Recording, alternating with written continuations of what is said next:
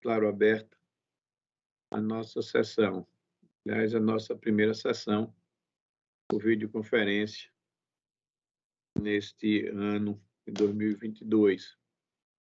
De modo que eu quero, de início, ainda antes da nossa ordem administrativa, desejar a todos boas-vindas, renovar a satisfação, a alegria de poder estar com todos os senhores, colegas, doutora Carla, procuradora, Ciana, enfim, todos os servidores e, eventualmente, os advogados que irão participar desta nossa sessão, rogando a Deus, como sempre, que nos oriente, continue nos orientando, nos guiando nessa árdua tarefa, nos dê um ano de muita paz, de muita saúde e, acima de tudo, de muito equilíbrio e serenidade para darmos continuidade a essa nossa missão de julgar. Prazer vê-los todos, prazer poder continuar a dar continuidade a esse nosso trabalho.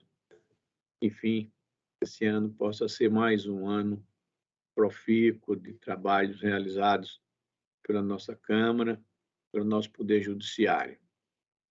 Dito isto, hoje nós vamos julgar os processos os advogados se encontram inscritos para a sustentação. Pela ordem, eu chamaria o número 15 da nossa pauta, da relatoria desembargadora Milka Maia. Apelação civil 080-5424, pelo que consta, o doutor André Ferraz de Moura, que é Moura, mas não é, até onde eu saiba, meu parente, pelo menos em grau de suspeição, de impedimento ou suspeição,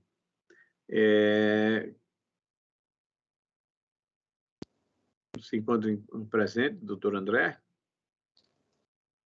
Ele fala pela parte apelada, segundo consta. Segundo consta, sim, excelência.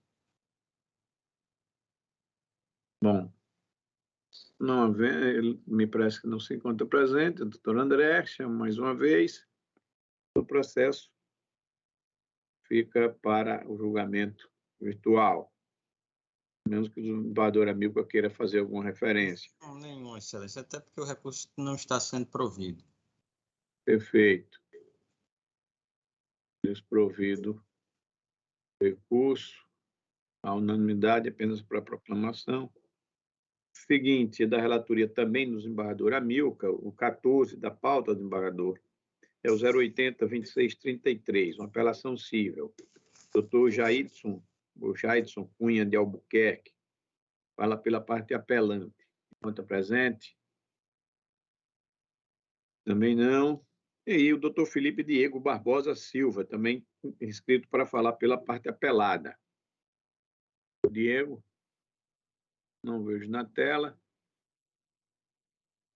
Também não. O doutor Amilcar está dando provimento ao recurso. O seguinte, o 17, também da relatoria do desembargador Amilcar, apelação cível é 080-9820, doutor Bruno Henrique do Nascimento, escrito para falar pela parte apelante. Doutor Bruno, também não vejo, doutor Bruno, não se encontra presente. Na sequência, o desembargador Amilcar, se quiser alguma Vossa Excelência, claro, pode me partear, se achar conveniente, desembargador Amilcar. Fique à vontade. E como eu estou na sequência, porque já não estando presente o advogado, segue a sessão e esse processo fica para a ordem virtual, não é isso? Exatamente. O seguinte, o 19 da relatoria também do desembargador Amilcar, apelação cível 010-1873, doutor Diogo Pinhataro de Oliveira. Diogo, presente, excelência. Presente, doutor Diogo. Vossa Excelência fala pela parte apelante. Exato. Não é isso? Em mesa o processo, desembargador? Está em mesa, excelência. Em mesa, doutor Diogo tem a palavra por até 15 minutos regimentais. Perfeito. Só um detalhe e uma dúvida, na verdade. Há uma sustentação da parte apelada, Excelência? Aqui, pela minha lista, não. Não. Só a inscrição da Excelência, parte. pela ordem, meu nome é Guilherme Rossi, sou advogado da parte apelada e também apelante, TIM SA. Fiz a minha inscrição regular confirmada pela Luciana. Confere, Luciana, desculpe, aqui eu não tenho, eu tenho o doutor Diogo só. Aqui também só tem o doutor Diogo. Você falou comigo? Sim, Luciana, inclusive você me mandou um e-mail de confirmação na segunda-feira, dia 31/1, com o link para a sessão. Então, desculpa, desembargador. Pois não. Acho que foi pelo e-mail. Sim, eu vou te encaminhar esse e-mail novamente. De toda sorte, de minha parte, não há nenhuma objeção, Excelência. Pois não, doutor. Então, Vossa Excelência tem a palavra. É apelante, não é isso? Tem 15 minutos regimentais. Ok, muito obrigado, desembargador Amauri, desembargador Amilcar Maia, relator, desembargador João Rebouças, excelentíssima procuradora de justiça, aqui presente, servidores, colegas advogados. Eu falo em nome da empresa Nova Telecomunicações Limitada, uma empresa que possuía, né, um contrato de mediação e representação, né, comercial com a TIM, né, a empresa TIM, de telefonia celular. Portanto, a nossa cliente, ela promovia a revenda de planos, de aparelhos, etc., da empresa TIM. Como é sabido, a TIM passou por alguns problemas, né, notadamente ao longo dos anos 2011, 2012, né, e não cabe, evidentemente, entrar nos detalhes acerca deles, porém, esses problemas derivados de N circunstâncias, né, fizeram com que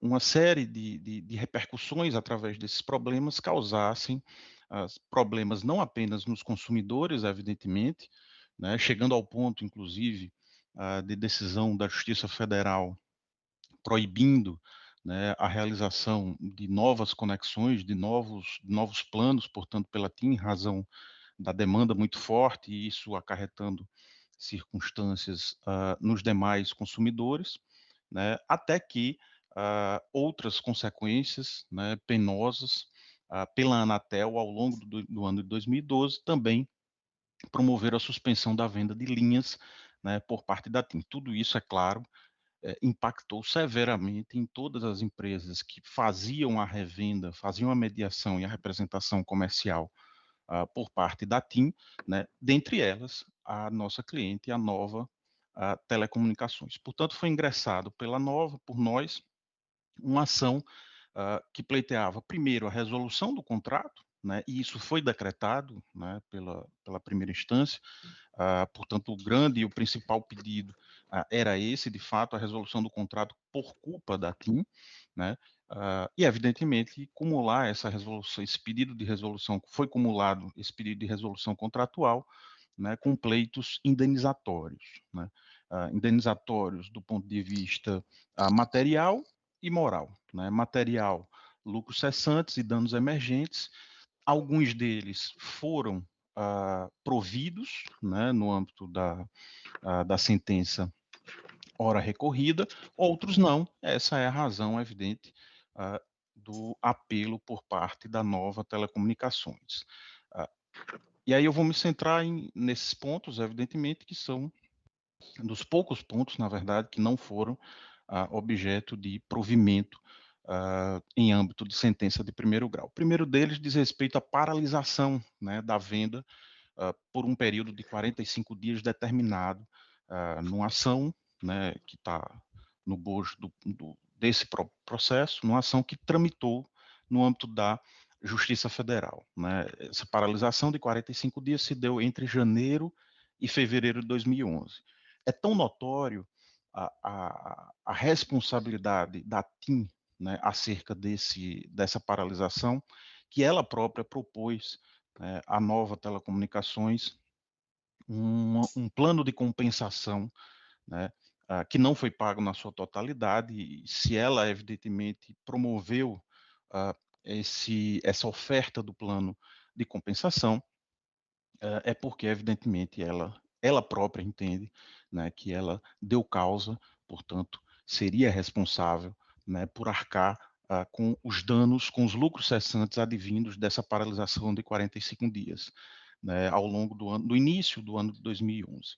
Além disso, essa outra suspensão que ocorreu em 2012, que foi uma nova suspensão, desta vez não pela Justiça Federal, mas pela Anatel, também é evidente, causou, né, ocasionou para a empresa apelada, Nova Telecomunicações, danos, né, materiais, lucros cessantes que não foram contemplados pela sentença de primeiro grau. Mais uma vez aqui, a empresa TIM ofereceu um plano de compensação, portanto, reconheceu, né, de modo, não diria nem tácito, né, explícito, a sua responsabilidade, mas isso não foi contemplado, infelizmente, pela sentença de primeiro grau.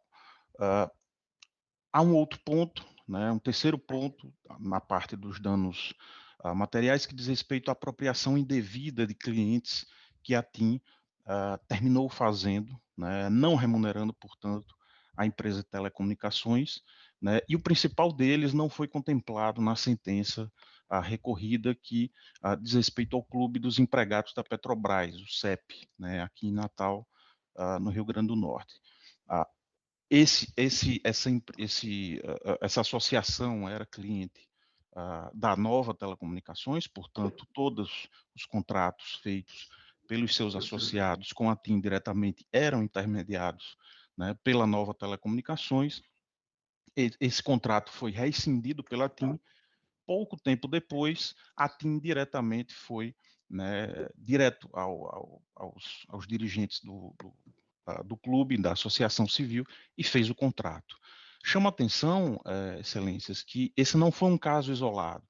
Vários outros casos, várias outras situações foram também assim promovidas pela TIM, ou seja, fizeram um bypass, né, na empresa Nova Telecomunicações, talvez pelos problemas que enfrentava na época, e foram, inclusive, reconhecidos em sentença.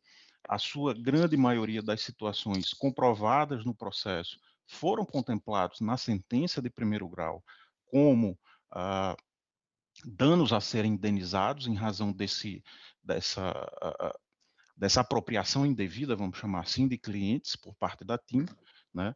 Mas a única que não foi o Clube dos Empregados da Petrobras, razão, né, de nós estarmos aqui também incluindo esse pedido em fase recursal para também, assim como tantos outros, serem incluídos na condenação da TIM.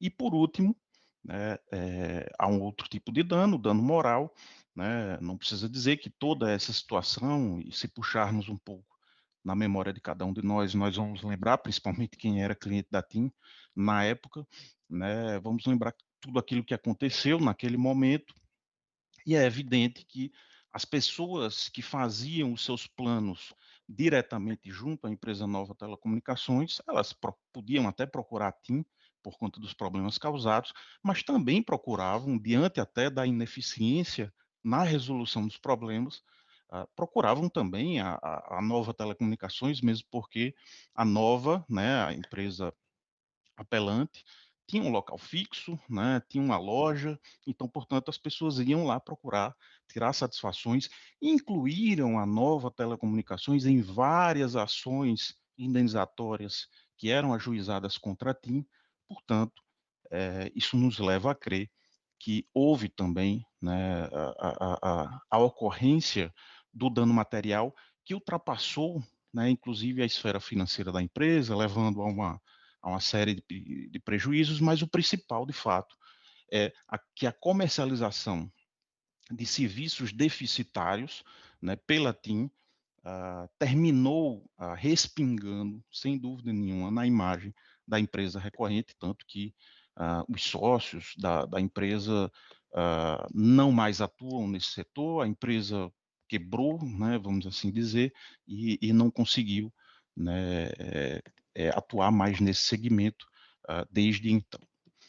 Esses são os pleitos de mérito. Há um pedido subsidiário que diz respeito aos honorários sucumbenciais, isso, claro, evidentemente, se nada, né, do recurso da Nova Telecomunicações for aceito, quanto a contemplar, né, os danos que não foram acatados na sentença, e o pedido subsidiário diz respeito, né, ao seguinte: na sentença, a distribuição da sucumbência foi de 70% para a empresa nova, né, e o restante para a TIM, né. É preciso levar em consideração que, ao todo, na petição inicial, eram 10 pedidos de mérito, né, e metade deles foi acatado pela sentença. Portanto, isso nos leva a crer que a proporção na distribuição da sucumbência precisaria ser revista, e ainda que nós falássemos, né, em valores financeiros da causa, ou seja, aquilo que foi pedido, que foi contemplado, que não foi, né, a proporção é exatamente o contrário. 70%, né, dos valores financeiros foram acatados pela sentença judicial, algo próximo disso, né, portanto, seria importante, seria necessário a reversão, a inversão, né, dos ônus da sucumbência, não de 70% para a empresa nova, telecomunicações, mas sim de 70% para a TIM, né, a empresa pelada, no caso do recurso da Nova. Esse é o nosso pleito subsidiário, né, é o que rogamos para a reforma da sentença de primeiro grau, em parte. É isso, Excelência, obrigado. Muito obrigado, doutor Diogo. Passo a palavra agora ao advogado, doutor Luiz Guilherme. Vossa Excelência tem 15 minutos regimentais. Bem, antes de mais nada, cumprimento os membros dessa ilustre Câmara na pessoa do seu presidente, faço votos de um excelente dia, de um excelente trabalho, agradeço pelo tempo e pela atenção, pelas palavras de todos, e na pessoa do desembargador relator, doutor Amilcar Maia, peço vênia para começar minha sustentação, que eu prometo vai ser breve. Se me permitem, eu vou fazer uma pequena exposição do caso, tratar de alguns pontos principais no que diz respeito principalmente à procedência parcial dessa ação, e em seguida usar o tempo que me resta para rebater algumas das argumentações que foram trazidas de forma bastante sucinta pelo advogado da Nova. Pois bem, senhores, trata-se de uma ação ordinária que foi ajuizada pela Nova Telecomunicações, requerendo em primeiro lugar, a nulidade de diversas cláusulas de um contrato de prestação de serviço que foi celebrado com a TIM, e em seguida que esse contrato fosse reconhecido como sendo um contrato de representação comercial. A TIM comprovou, na sua contestação, que não existe qualquer tipo de característica de representação comercial na relação comprometida entre as partes, que todas as cláusulas contratuais eram absolutamente válidas e que toda a dinâmica utilizada e praticada pela empresa no curso dessa relação comercial, no curso do contrato de prestação de serviços, foi absolutamente legítimo, que não houve qualquer problema envolvendo a cláusula de exclusividade que foi mencionada na sustentação oral anterior do advogado da Nova, a respeito, inclusive, dos motivos pelos quais os sócios não mais atuam no mercado, e que o contrato de prestação de serviços, no caso, previa expressamente as hipóteses todas que foram impugnadas. Pois bem, a demanda foi julgada parcialmente procedente, em que os pedidos formulados na inicial foram providos para que fossem declaradas nulas algumas das cláusulas contratuais, e também para que a TIM fosse condenada em danos materiais decorrentes de supostas metas não atingidas, estornos que foram relacionados, ressarcimento de valores e comissões que foram cobradas com lucros recentes. Pois bem, vamos tratar primeiro da questão da natureza do contrato. A Nova Telecom alega que seria um contrato de representação comercial, sendo que, na verdade, sempre se tratou de um contrato de prestação de serviço. As características e requisitos mínimos para que a relação fosse considerada como uma representação comercial eram absolutamente inexistentes. E a Nova sequer preenche os requisitos mínimos e básicos para que pudesse figurar como representação comercial, seja da TIM, seja de qualquer outra operadora. Isso porque, além das atividades da dinâmica que são previstas no contrato serem absolutamente distintas da definição de representação comercial presente na Lei de Representação Comercial, a Nova também nunca possuiu registro perante o Conselho Regional de Representações Comerciais na sua área de atuação. Ou seja, a ação foi julgada parcialmente procedente e deve ser reformada, dando como anuladas uma série de cláusulas contratuais consideradas como cláusulas del credere pela equivocada classificação desse contrato de prestação de serviços como sendo contrato de representação comercial. E se me permitem, eu exemplifico. O artigo 1º da Lei de Representação Comercial fala que o representante comercial é aquele que realiza intermediação de negócios mercantis. E negócios mercantis são aqueles que são celebrados entre empresários. Ora, o próprio advogado da Nova afirma que, se me permitem, a Nova atuava para a revenda de planos e aparelhos com usuários pessoa física diretos. Faz menção, inclusive, a reclamações desses usuários pessoa física. Isso não é atividade mercantil e claramente não é atividade que representa um ato de representação comercial. Essa intermediação de serviços que era feita diretamente com pessoas físicas é clara hipótese prevista no contrato de prestação de serviços e remunerada tal qual. Pois bem, já que a autora negociava os produtos e os serviços da TIM com qualquer cliente que quisesse, inclusive pessoas físicas, já não preenche esse primeiro requisito. Além disso, é impossível vislumbrar o segundo requisito básico previsto na Lei de Representação Comercial, que é a autonomia da atividade do agente. E a autonomia da atividade do agente representa em quê? Uma característica essencial para a configuração da atividade de representação comercial, porque as atividades que a Nova deveria exercer não poderiam ser subordinadas às regras estabelecidas pela TIM, o que não é o caso. O contrato prevê expressamente uma série e uma sequência de regras, uma série e uma sequência de condutas que deveriam ser praticadas, desde layout mobiliário da loja, até estabelecimento de metas de desempenho, sinais promocionais, treinamento dos usuários, que não são caracterizados como autonomia. E uma vez que não existe autonomia da atividade do agente em realizar negócios mercantis, uma vez mais, eu rogo que se atente, não se pode se tratar de uma relação comercial. Pois bem, uma vez que as atividades são distintas e a autonomia do prestador não existe, é certo que o contrato trata de fato de um contrato de prestação de serviços, o que já implica na necessidade de reforma da sentença.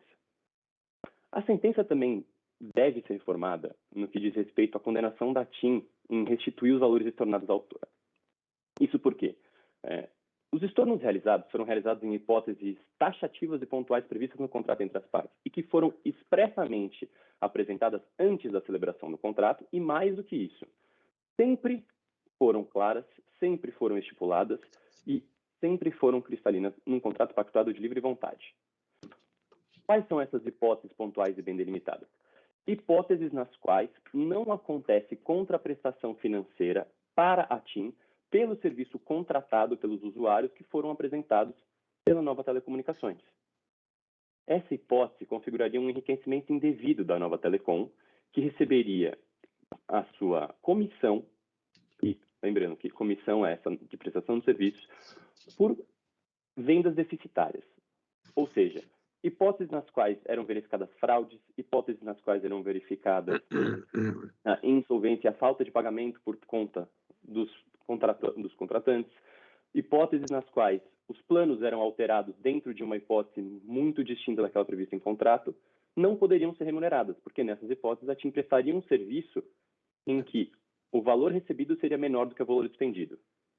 E quando a Nova Telecom celebrou o contrato com a TIM, concordou expressamente com todas essas cláusulas, anuiu com as limitadas hipóteses de estorno e com os procedimentos previstos para contestação dos valores estornados. Isso porque, na hipótese de alguma venda ter sido considerada como deficitária e a TIM requereu o estorno dos pagamentos de comissão, a Nova sempre teve a oportunidade de contestar essa hipótese que passaria por uma análise interna. Isso não foi trazido pela Nova quando da celebração do contrato, não foi trazido quando da ajustamento da ação. Clara hipótese de non venire contra factum próprio. Num outro ponto em que retrata na apelação da Nova Telecom e que foi trazido pelo advogado na sua sustentação oral, foi a possibilidade de que a TIM negociaria diretamente com alguns de seus clientes. Pois bem, mais uma vez, eu faço remissão ao contrato. O contrato previa expressamente que não há uma cláusula de exclusividade de negociação entre as empresas. Não existia a obrigatoriedade ou a exclusividade de negociação por parte da Nova Telecom com qualquer tipo de prospecto. Tanto é que a própria sentença reconheceu a validade da cláusula que aborda expressamente esse assunto. Ou seja, está vindo novamente contra uma cláusula e contra uma dinâmica contratual que foi celebrada e praticada durante anos e que somente agora, depois da rescisão contratual por vontade exclusiva da Nova, é que se busca alterar. autora, que, nesse caso, o apelante teve a oportunidade de contestar todas as cláusulas que foram impugnadas judicialmente quando a celebração do contrato de prestação de serviço.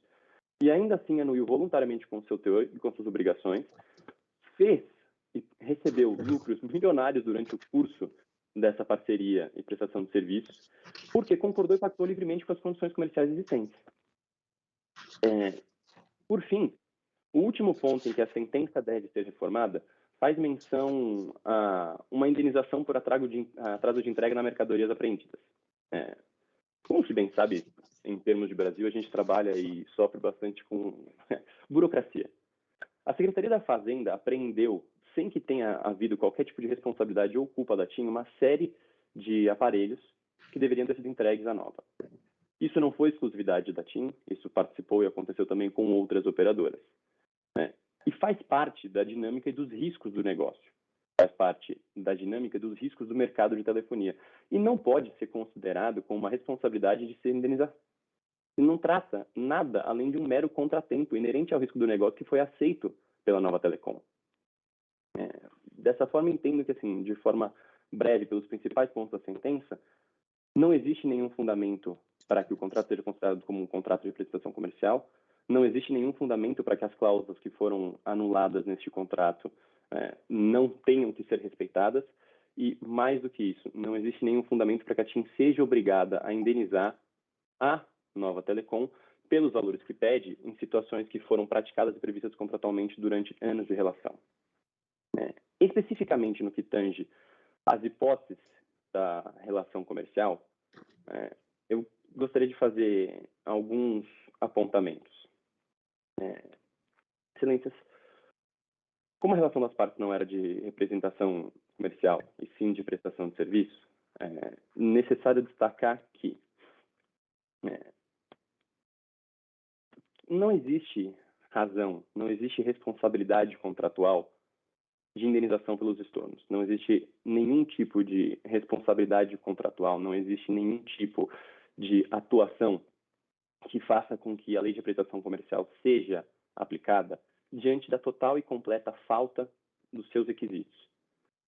E quanto a isso, vamos aqui aos pontos que foram trazidos pelo advogado na nova sustentação. A suspensão de vendas de planos e a suspensão de vendas de aparelhos praticada pela Anatel e pela Justiça Federal. Nos anos de 2011 a 2012, houve uma ação coordenada que foi realizada pela Anatel e pela Justiça Federal contra todo o mercado de telefonia móvel. Todas as operadoras sofreram as mesmas sanções. Não foi uma exclusividade da TIM. Isso por quê? Porque se buscava uma revolução na forma de atuar no mercado de telefonia. Em razão desse fato, dessas suspensões que ocorreram, e de fato ocorreram, não se trata aqui de uma assunção de culpa de algo que não foi ressarcido. A TIM apresentou para todos os seus parceiros e prestadores de serviço um plano de ressarcimento. O plano de ressarcimento, ao contrário daquilo que alega a Nova Telecom, foi realizado, foi pago. Nesse caso, reconhecido em sentença. Os planos de ressarcimento já foram amplamente analisados pelo Poder Judiciário, tanto nas esferas estaduais quanto federais. Não se trata aqui de uma hipótese de um fato novo. O que a Nova alega é que deveria ser ressarcida em dobro pelo período, sendo que recebeu proporcionalmente pelo período de paralisação. Pois bem, nesse ponto chegamos também à questão da rescisão contratual alegada. A rescisão contratual ocorreu por absoluta falta de interesse e falta de vontade de Nova Telecom de manter a relação comercial. Por quê? Porque já não conseguia mais atingir metas, já não conseguia mais receber a contraprestação que se desejava, e por isso buscou perante o judiciário a rescisão desse contrato com reconhecimento da relação como sendo comercial, não de prestação de serviços. Ou seja, buscou se enriquecer às custas da TIM por indenizações que nunca fez jus. No que diz respeito ao dano moral à pessoa jurídica, claramente não se configura. O dano moral à pessoa jurídica previsto em hipóteses muito específicas com características muito claras. As ações de indenização que foram eventualmente ajuizadas em face da TIM e em face da Nova não se tratam de hipóteses de indenização por dano moral, até porque nunca houve responsabilização da Nova por qualquer tipo de questão consumerista. Se houve qualquer tipo de ação em que as partes foram envolvidas, as hipóteses estão previstas em contrato. em que as responsabilidades de cada uma das partes pelo ajuizamento de qualquer tipo de ação é delimitada. Então, não há prejuízo previsto nisso. Luiz Guilherme, Vossa Excelência tem 2 minutos. Perfeito, Excelência. Meu último ponto. No que diz respeito aos sócios da Nova Telecom não atuarem mais no mercado de telecomunicações, me causa estranheza que ao fazer a sustentação, o advogado da parte não tenha se recordado que o contrato prevê uma cláusula de não concorrência. Isso porque o mercado de telefonia móvel utiliza tecnologia, atuação e formas de negócio que são específicas a cada uma das operadoras. Então, é de comum praxe no contrato que a cláusula de não concorrência seja incluída e que os sócios de cada uma das empresas não possam atuar em favor de uma concorrente direta da TIM. Nesse caso, Excelência, acredito que os pontos estão todos debatidos. Peço desculpas pela sustentação tão longa e, de toda forma, peço que a apelação interposta pela TIM seja provida e seja negado provimento à apelação da Nova Telecom. Muito obrigado, doutor Luiz Guilherme. O doutor Amilcar tem a palavra. Senhor presidente, discute-se no presente em relação à negociada corrente de contrato, prestação de serviço Madeira TIM Celular e a TIM Nordeste, a Nova Telecomunicações Limitada, por meio do qual esta foi contratada para atuar como business partners para negociar e comercializar serviços de telecomunicações no mercado. Em 2013, a Nova Telecomunicações moveu ação ordinária para rescindir o contrato de prestação de serviço e declarar nulos os itens 2.5.2, 2.5.3, o 2.5.4, 2.7 da cláusula segunda, 7.4 da cláusula sétima, 10.1, 10.2 da cláusula décima do contrato e as cláusulas 2.5.2, 2.5.3, 2.5.4 da cláusula segunda do aditivo e requerendo também indenização por danos materiais. Destaco que, sobre o contrato, decidiu o julgador de primeiro grau que a ausência do registro do Conselho Regional de Representantes Comerciais previsto no artigo 2º e 5º da Lei 4.886 de 65, por se tratar da irregularidade administrativa, não desnatura o contrato de representação comercial e, aplicando o regramento jurídico da Lei de Representação Comercial, reconheceu ser vedada a cláusula del credere nessa espécie de contrato. Indo mais além, o meritíssimo julgador de primeiro grau, em primeiro, rejeitou a pressão, rescindiu o contrato, declarou nulidade das cláusulas 2.5.2, 2.5.3, 2.5.4, 2.7 da cláusula segunda do contrato, que afasta o direito de remuneração em caso de inadimplente do cliente, cancelamento do serviço ou sua suspensão, bem como por total inatividade do acesso vendido. Condenou a TIM a pagar danos materiais decorrentes da impossibilidade da autora atingir metas da campanha de folhas 291 e 294, ressarcir os valores estornados com base na cláusula 2.5.2, 2.5.3 e 2.5.4, ressarcir os valores das reduções das comissões inicialmente cobradas por força do item 2.7 do contrato, salvo período de promoções específicas ou temporárias, pagar lucros cessantes no período em que a autora civil impedia de fazer negociações com antigos clientes, compreendido entre 20 de agosto de 2012 até o término da prestação de serviço entre as partes, tomando-se por base os contratos renovados diretamente pela RE. E, por fim, corrigir todos os valores pelo IPC a partir do ajuizamento da ação e acréscimo dos juros de mora simples e 1% ao mês desde a citação. Eu faço algumas considerações aqui a seguir no meu voto, que está exposto para Vossa Excelência.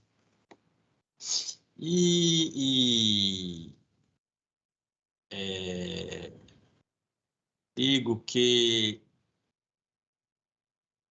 nada impede que a Nova Telecomunicações pratique as atividades de representação comercial. No entanto, no presente caso, não lhe são assegurados os benefícios da Lei 4.886, eis que, por livre e vontade, decidiu não submeter ao ônus imposto pela legislação específica. A Nova Telecomunicações tem direito ao recebimento dos valores pelos serviços efetivamente prestados, caso contrário, estaria sendo violada a garantia constitucional do livre exercício do trabalho, ofício ou profissão. Passo aqui transição de lições doutrinárias do professor Rubens Requião e da professora Maria Helena Diniz.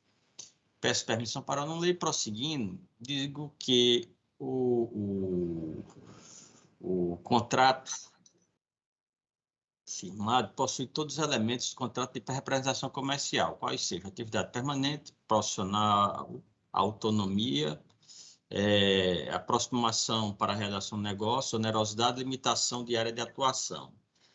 O referido instrumento já é regulamentado pelos artigos 710 e 721 do Código Civil, estando assim definido, faço a transição do artigo 710 e prossigo dizendo que sobre a abusividade das cláusulas do contrato, o julgador declarou a nulidade dos itens já referidos das cláusulas segundas, que são comuns aos contratos principais e auditivos, o teor estabelece que a Nova Telecomunicações não receberá remuneração no caso o cliente não pague, cancele, suspenda o serviço ou ocorra total inatividade do acesso vendido. E trata-se de cláusula del credere, que é vedada pelo artigo 43 da lei já referida, que regulamenta os contratos de representação comercial, possuindo como finalidade, aspas, impedir que o representante assuma os riscos da atividade desenvolvida pelo representado, transformando-se em verdadeiro avalista ou garantidor de um negócio que independe dele. É certo que o contrato firmado entre as partes não possui a proteção da lei já citada. Entretanto, trata-se de contrato de adesão em que a TIM celular possui superioridade perante a Nova Telecomunicações, transferindo a esta de forma abusiva o risco do negócio, mesmo sendo evidente que a Nova Telecomunicações não possui controle sobre o modo de prestação de serviço da telefonia que possam causar insatisfação no cliente e ocasionar falta de pagamento, cancelamento, suspensão do serviço ou total inatividade do acesso vendido. E entendo também que é abusiva a cláusula que exige a devolução do pagamento pelos serviços prestados por motivo que a contratada não deu causa. E cito aqui, a exemplo, o artigo 422 do Código Civil sobre a matéria. E nesse cenário, por conterem premissas abusivas, entendo pela nulidade dos itens referidos da cláusula segunda do contrato. O julgado deve ser preservado, ademais, na parte que reconhecer a abusividade das disposições do item 2.7 da cláusula segunda do negócio firmado entre as partes.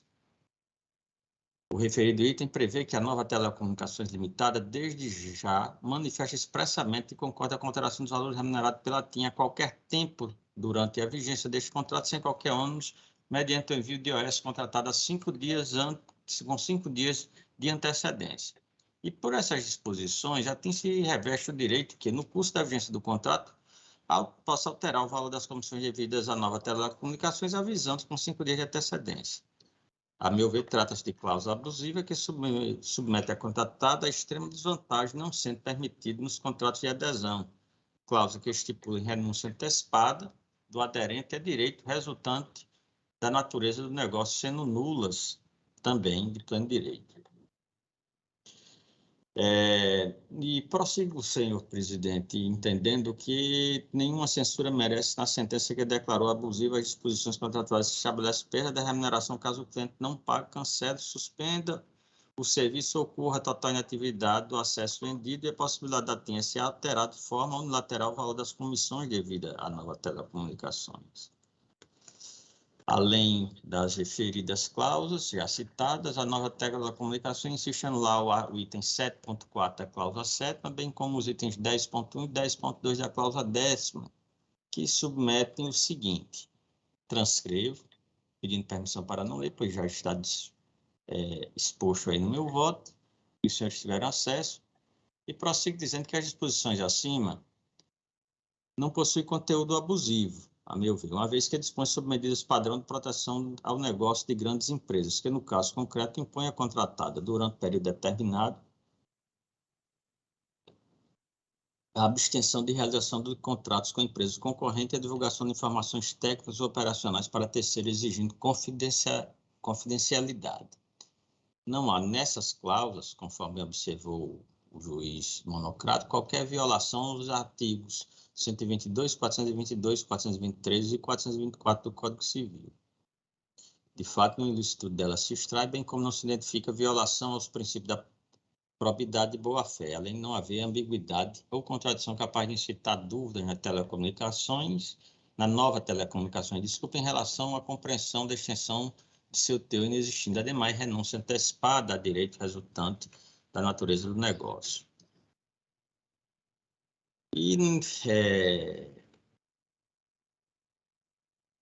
mais adiante, faço destaque que, ultrapassada a análise das cláusulas do contrato contra as quais a nova telecomunicação surgiu, impõe-se analisar o argumento desta que vai sobre o direito de recebimento de danos materiais.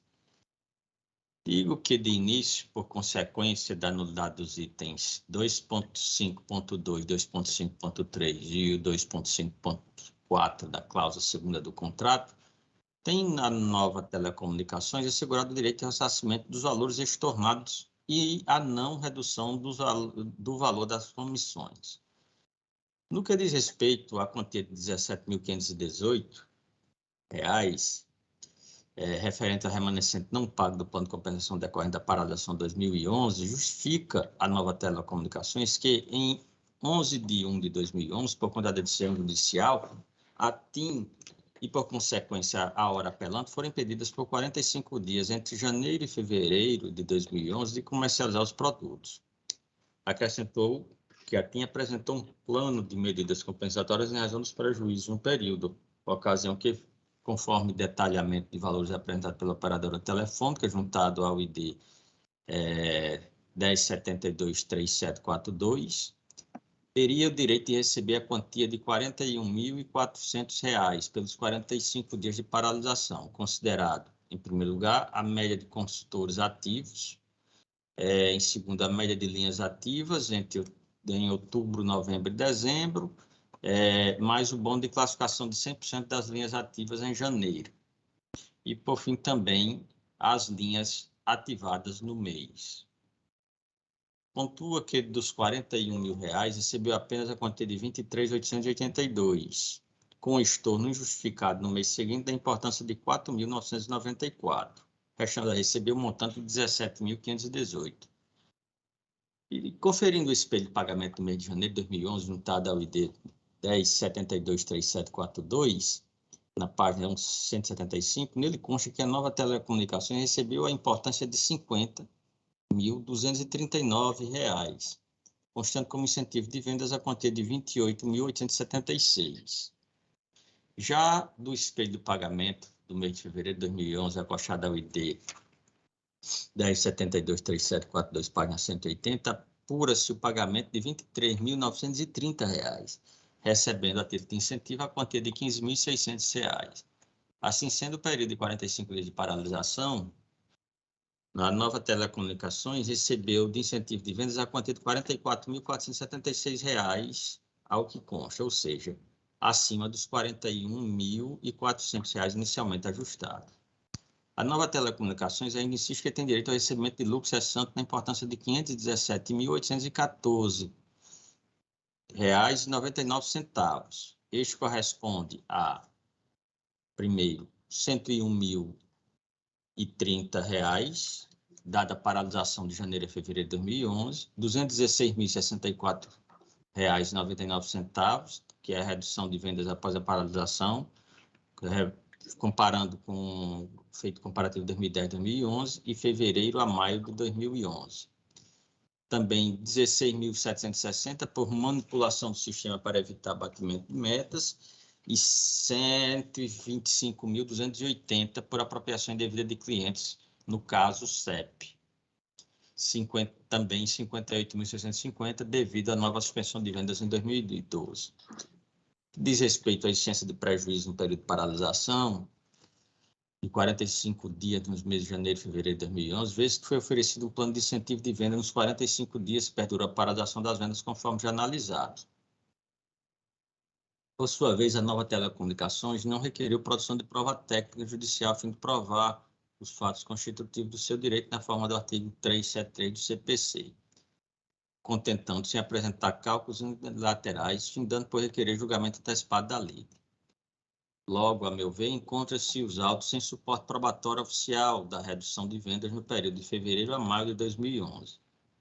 Quanto à perda de R$ 16.790 por manipulação do sistema para evitar o batimento de metas, de 55 acessos à internet em abril de 2011, durante a campanha Arrebenta Web, não é possível condenação nesse sentido, pois, além de não haver documentos demonstrando o valor da bonificação prevista, não há prova de que as lentes foram efetivamente vendidas e ativadas no referido período.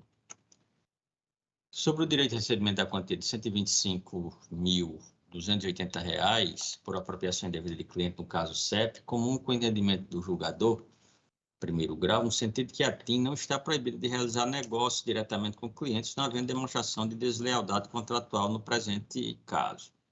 Com relação aos lucros cessantes de R$ 58.650, decorrendo da suspensão das vendas em julho de 2012 por determinação da Anatel, conforme consta na página 2 do ID 10723745, verifica-se que a TIM, da mesma forma, agiu na paralisação,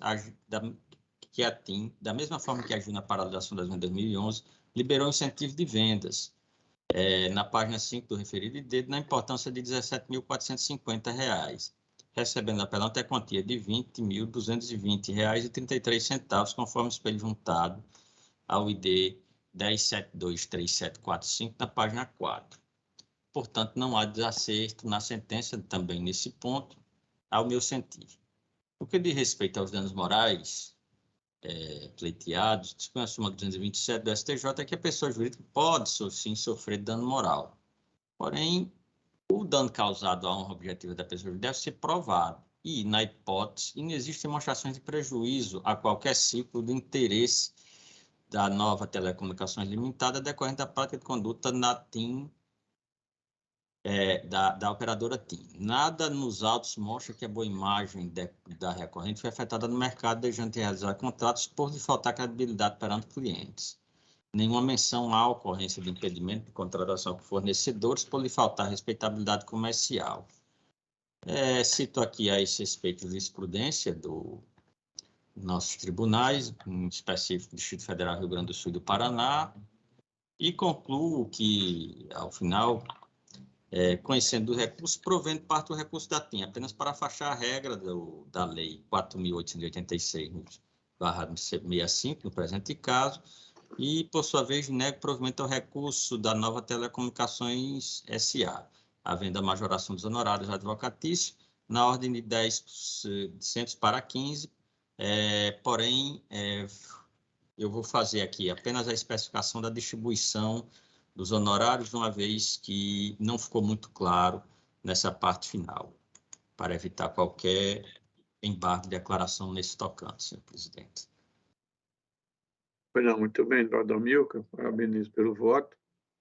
Não há aqui destaque. As intenções de voto são no sentido de acompanhar a Vossa Excelência.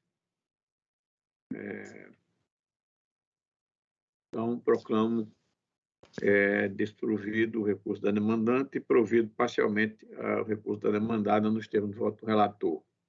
Excelência? Pois não, doutor?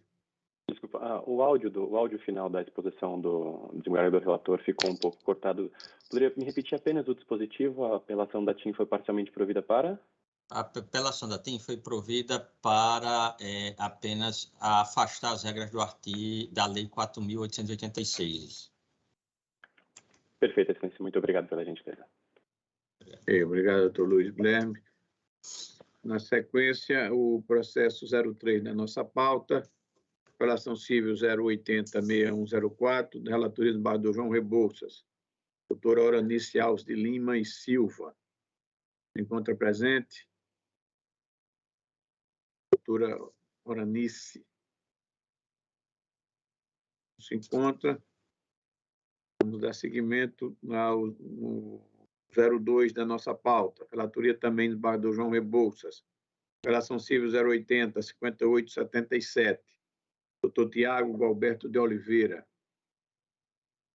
Tiago, presente. Bom dia, excelência. Presente, excelência. Bom dia, doutor Tiago. Vossa Excelência fala pela parte apelante. Sim.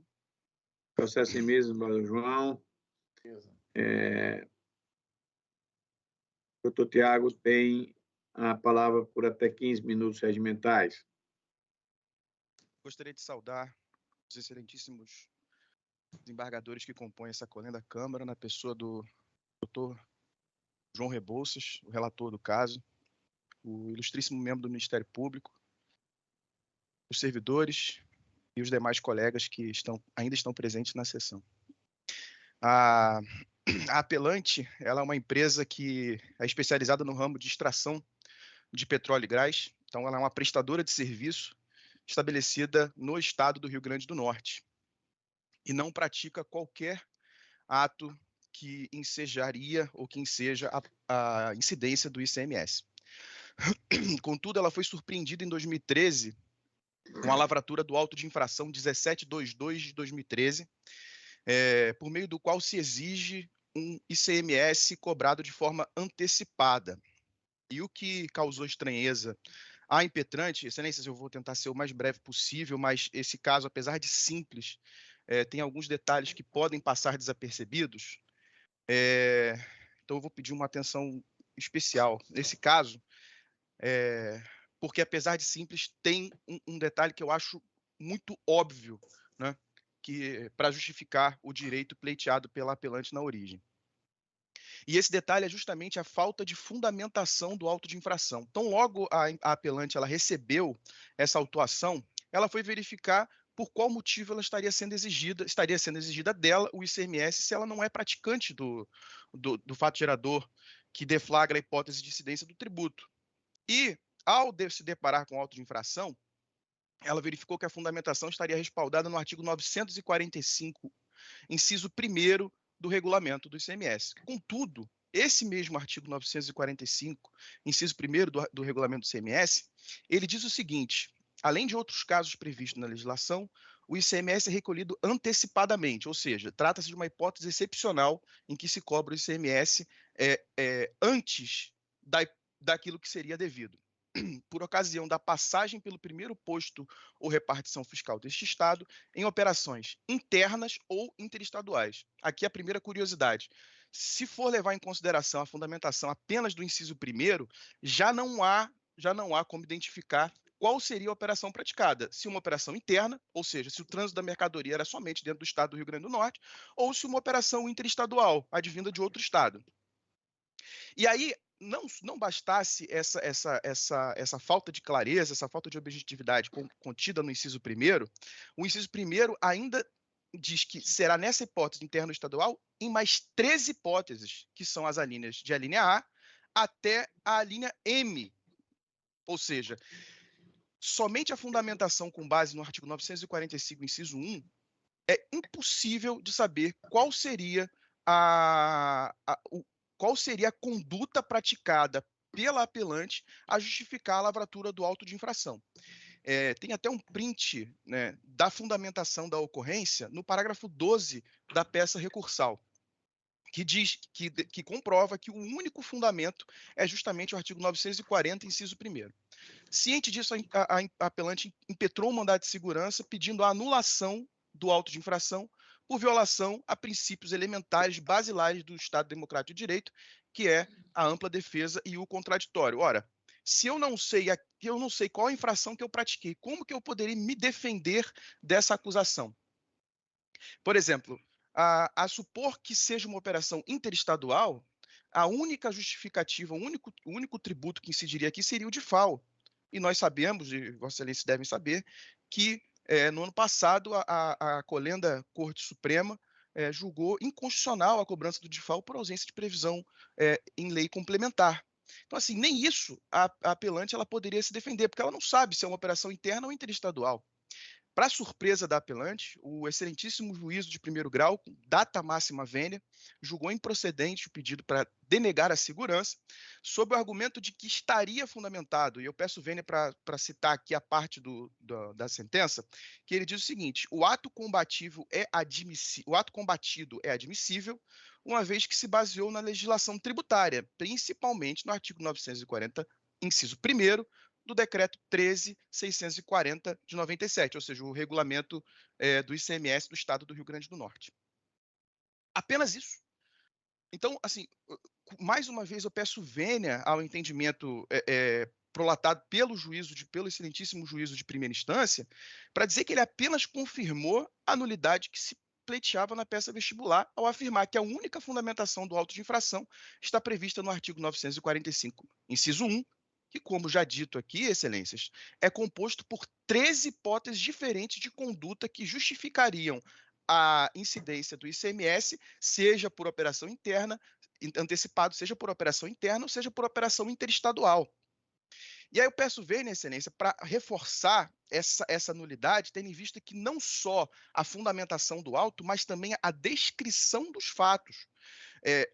O relatório circunstanciado de fiscalização, que é aquele contido às folhas 25 e 26 do processo administrativo, ele também possui uma lacuna que impossibilita a apelante de apresentar qualquer tipo de contestação à exação tributária que lhe é imposta, ao dizer que a infração deriva de falta de recolhimento do ICMS antecipado decorrente da aquisição de mercadorias no valor nominal de R$ 156 mil, sendo que a fundamentação continua sendo a do artigo 945, como já dito, com 13 alíneas distintas. Por essa razão, e por ser lacunoso e por não ter uma fundamentação, o próprio regulamento do ICMS traz o remédio. Como se vê na previsão do artigo 5º, aliás, a própria legislação estadual, peço perdão, excelência, pela citação equivocada, a própria legislação estadual traz o remédio. O artigo 5º da Lei Complementar 303 de 2005 diz que a administração pública obedecerá, dentre outros, os princípios da legalidade, isonomia, finalidade, motivação, razoabilidade, proporcionalidade, moralidade e também ampla defesa e contraditório, segurança jurídica e eficiência. Ou seja, a própria legislação estadual, tomando por empréstimo os princípios basilares previstos na Constituição Federal, determina que o ato administrativo precisa ter uma motivação. E essa motivação, além de ser motivado, ou seja, fundamentado, ele precisa respeitar a ampla defesa e o contraditório. Também seguindo os termos da legislação estadual, o artigo 11, inciso 6º, ele diz que serão inválidos os atos administrativos que desatendam os pressupostos legais de irregularidade de sua edição e aos princípios da administração pública, especialmente nos casos de falta ou insuficiência de motivação. Por sua vez, o decreto estadual 13.796 de 98, que é o regulamento do ICMS, prevê no artigo 5º que são nulos os lançamentos cujos elementos sejam insuficientes para determinar a matéria objeto da exigência tributária. Ou seja, não basta que se diga quem é o sujeito passivo de forma correta ou que se nomeie um artigo de forma genérica, sem que você identifique precisamente qual foi a infração praticada pelo contribuinte. Também o artigo 39 do decreto prevê a nulidade do auto de infração que não traz elementos capazes de determinar a natureza da infração, reforçando também os termos do já citado artigo 20. Também eu também peço também para poupar o tempo de Vossas Excelências, e não vou citar aqui nenhuma manifestação doutrinária ou jurisprudência, porque eu creio que esse seja uma matéria deveras conhecida de Vossas Excelências, que parece até elementar e óbvio que se um ato administrativo ele não é completamente fundamentado ou ele não identifica qual é a infração de forma precisa imputada ao contribuinte, ele deve ser declarado nulo. Confiante de que, peço perdão até pela forma um pouco mais efusiva e rápida de falar, mas confiante de que as razões da apelação foram devidamente expostas, a apelante espera e confia que Vossas Excelências deem provimento ao seu recurso para reformar a sentença de primeiro grau e reconhecer a nulidade do auto de infração lavrado pelo Estado do Rio Grande do Norte, número 1722 de 2013, contra a apelante. Agradeço a palavra e que Deus abençoe o dia e o restante da sessão. Agradeço ao doutor Tiago pela participação, pela boa explanação. E doutor Bardo João, o relator, tem a palavra. Vou estar disponibilizado. Vou fazer aqui alguns esclarecimentos também muito Perfeito. Acerca da análise sem iniciar a matéria do presente recurso, acerca da análise da regularidade do auto de infração número tal, pela ausência de recolhimento do ICMS antecipado, conforme estabelece o artigo 944, inciso 1º do regulamento do ICMS do Estado do Rio Grande do Norte. Sobre o tema, cumpre cumpre-nos observar que todo ato administrativo reveste presunção de veracidade e legitimidade, de maneira que consubstancia própria constituída contra o devedor. Continuo dizendo que, analisando o entendimento do auto de infração, página 46, ID número tal, observa-se que este não se ressente de ausência dos requisitos legais previsto no artigo 10 do Decreto 70.235 de 1972, vez que apontou como violados o artigo 150, terceiro, cumulado com o artigo 130A, artigo 131 e artigo 945, primeiro, todo do regulamento do ICMS, aprovado pelo decreto número 13.640/97. O auto de infração não consiste apenas daí aspei aí da folha de rosto, onde se encontra o resumo da infração, mas também é composto de toda a documentação anexa, que claramente indica a entrada de mercadorias do âmbito do Estado do Rio Grande do Norte, sem o recolhimento do diferencial da alíquota interestadual. Digo que eu entendo que não cabem prosperar os argumentos que induzem a sua nulidade, uma vez que todas as informações necessárias encontram-se presentes. E mais a mais, ainda que presentes as questões envolvendo a suposta ausência de menção aos dispositivos legais que originaram a autuação, vale ressaltar a absoluta impropriedade de declaração do vício e de seus efeitos jurídicos, quando ausente qualquer demonstração de efetivo prejuízo ao exercício do direito de defesa. E nessa linha, senhor presidente, eu transcrevo aí o parágrafo 4º do artigo 39 do Decreto Estadual 13.796 de 98. Peço permissão para ler, porque ele é muito curto. As incorreções ou omissões do auto não acarretam a sua nulidade quando dele constar elemento suficiente para determinar a natureza da infração e a pessoa do infrator e não resultar prejuízo à defesa. Digo eu que a apelante teve total conhecimento da infração por ser cometida, tanto é que ajuizou 2 ações perante a Vara da Fazenda Pública da comarca de Mossoró, autuada sob os números tais e tais, que questionavam justamente o recolhimento antecipado do ICMS. Em verdade, o presente mandamos não adentra no mérito da exigência de pagamento de alíquota interestadual, mas tão somente quanto à suposta nulidade do auto de infração, o que não restou comprovado.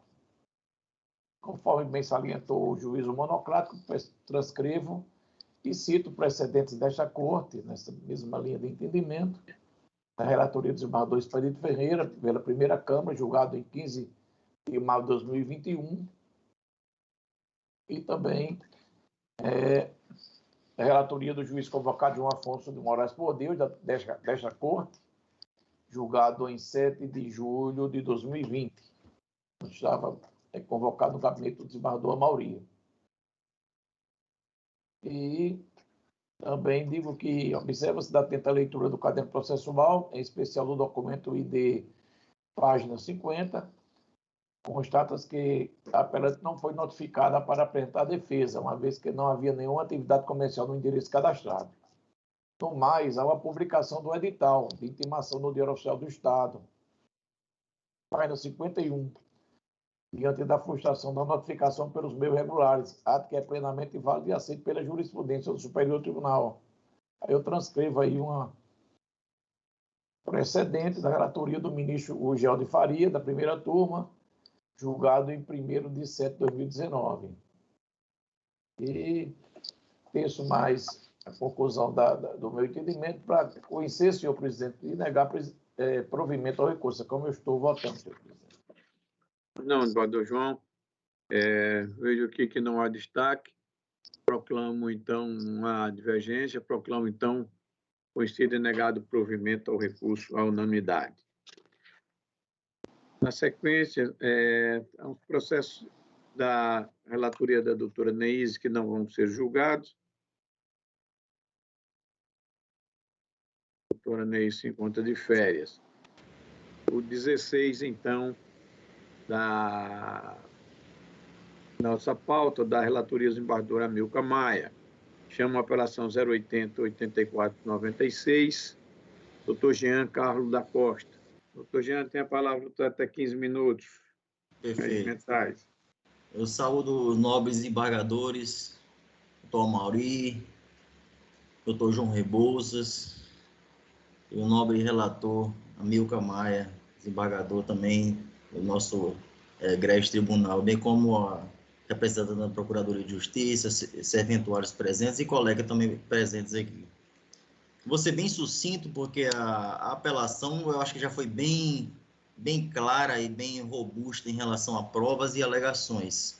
Quer dizer, só pontuar algumas situações que realmente eu achei interessante. O processo inicial, Excelência, em sua audiência de conciliação, ao qual existiu uma confissão ficta, porque a empresa ré apelada apresentou uma proposta de 34 mil do pagamento de comissão da hora apelante, e ao final, é bem claro da própria audiência de conciliação, que a parte apelante, à época autora, requereu que fosse marcada a audiência de instrução e julgamento, porque existiam testemunhas arroladas a serem ouvidas, e foi requerido isso em audiência de conciliação.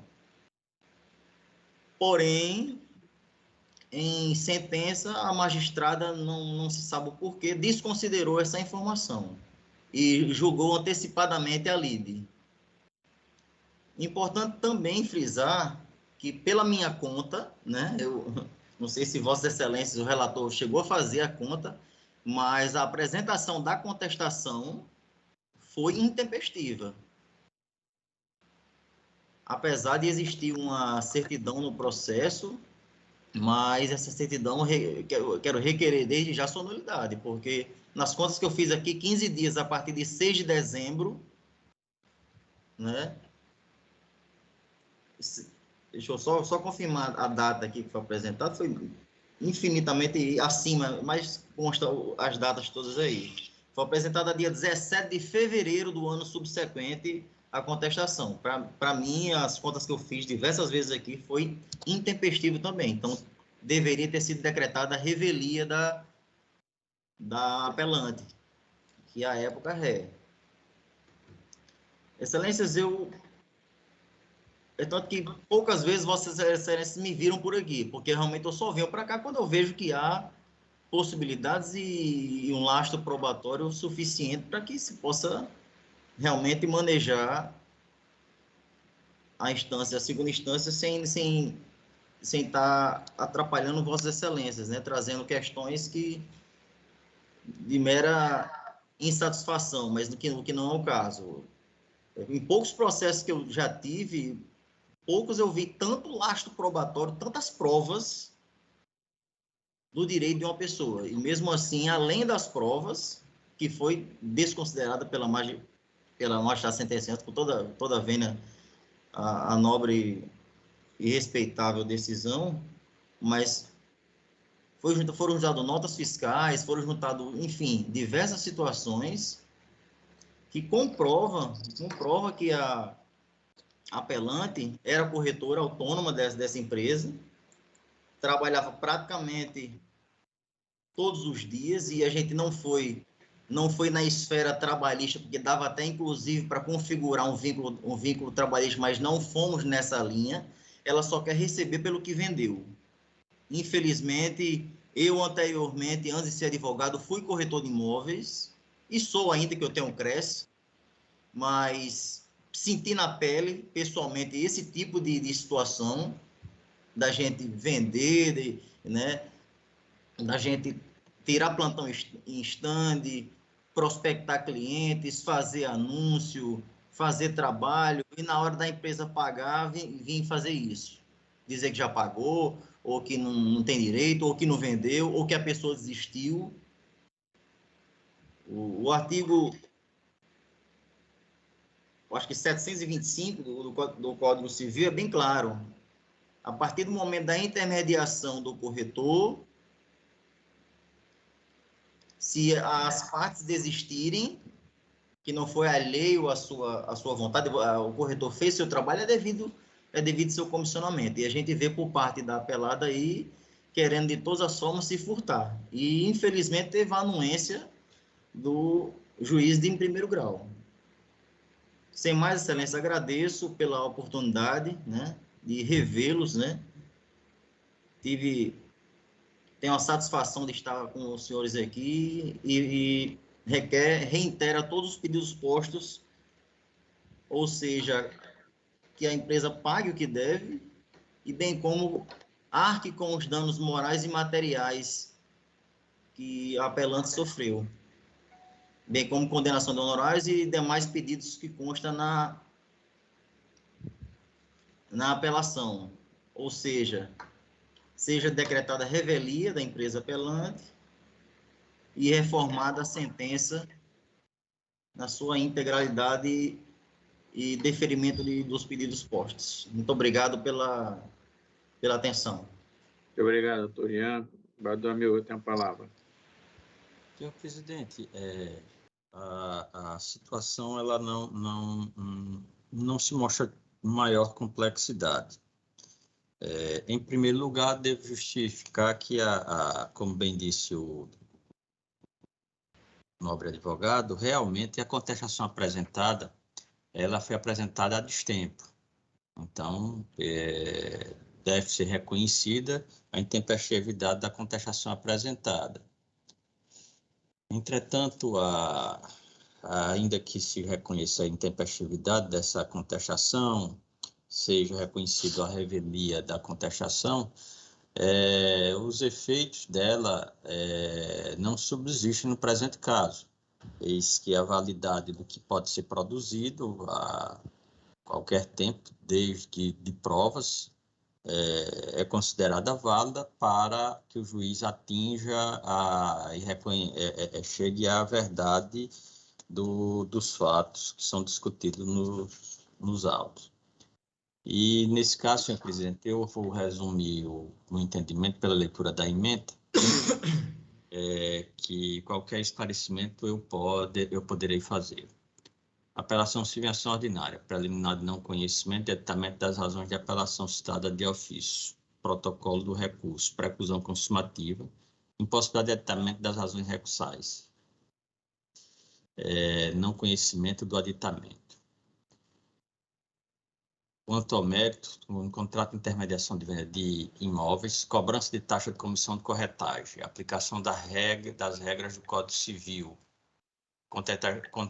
intempestividade constatada, não incidência dos efeitos da revelia, fatos alegados pela parte em contradição com a prova constante nos autos, inteligência do inciso 4 do artigo 345 do Código Civil, revelia que não importa em presunção absoluta de veracidade dos fatos e pode ser afastada à luz das provas existentes, possibilidade de permanência dos documentos que acompanham a contestação, peça de apresentação não obrigatória. Revela que pode intervir no processo e produzir provas até encerramento da questão processual. Inteligência do artigo 346 e 349 do Código de Processo Civil. Inversão do ônus de prova, pedido não formulado na inicial e a ausência de complexidade dos fatos a justificar a alteração do ônus probatório pelo juízo. Quanto a danos materiais, contrato verbal, não comprovada a existência de ajuste para o pagamento de comissão de corretagem percentual de 5% do valor de venda do imóvel. Falta de provas de convenção de incidência de multa para o caso de descumprimento do negócio. Não desincumbência do ônus de prova contra a existência de valores pagos a menor. Proposta em audiência de conciliação. Ato de pacificação de controvérsia e não reconhecimento de um direito. Recurso conhecido e em parte provido, apenas como eu disse, no tocante à questão da revelia. Destaco, bem em respeito à citação do nobre advogado, a questão da proposta de acordo formulada. Essa proposta de acordo ela não implica em reconhecimento de um direito, ela constitui em pacificação de um litígio. E deve ser visto que a proposta feita de pagamento no valor de R$ 34,00 foi feita desde que fossem emitidas as notas fiscais dos valores que restavam a ser apurados. Porém, a emissão dessas notas fiscais foi recusada pela outra parte, razão pela qual não se chegou ao acordo na ocasião, senhor presidente. E apenas esse fato eu gostaria de destacar. E, em resumo, são essas as razões do meu voto. Pois não, vereadora Milka, não há não há divergência, proclamo, então, provido parcialmente o recurso nos termos do voto do relator à unanimidade. Obrigado, doutor Ian, mais uma vez. Obrigado, trabalho senhor. Na sequência, o 13 da relatoria do desembargador Amil, com agravo no instrumento 080-8238, doutor Paulo de Souza Coutinho Filho. O Coutinho, se não se encontra presente. Aquelas questões que já foi pacificada pelo superior. Isso. Ressalvada a minha posição pessoal, estou acompanhando a uniformização da proposta pela Corte Superior. Perfeito, excelência. Provendo o recurso, não é isso? Exatamente. Parece, então, que esgotamos nossa pauta, não é isso, Luciana?